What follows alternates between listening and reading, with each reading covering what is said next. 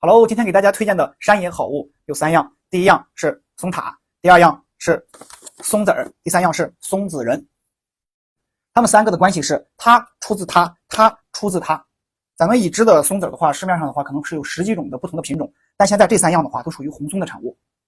这个红松的松塔呢，又被称为坚果之王，是因为这个松塔的形成的话是需要3年。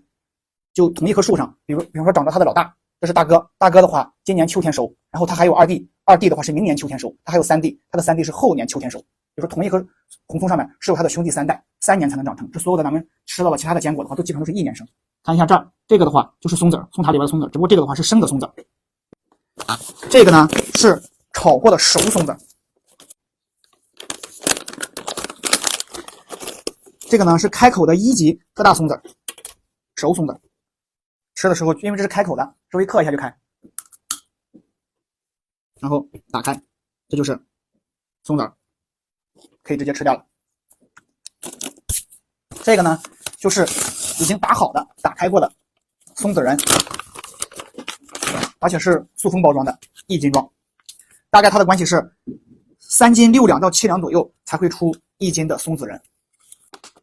这个就是已经剥好的松子仁，这就可以直接吃了，一把一把的吃了。不过也是适量吃啊，这样就会比较 nice。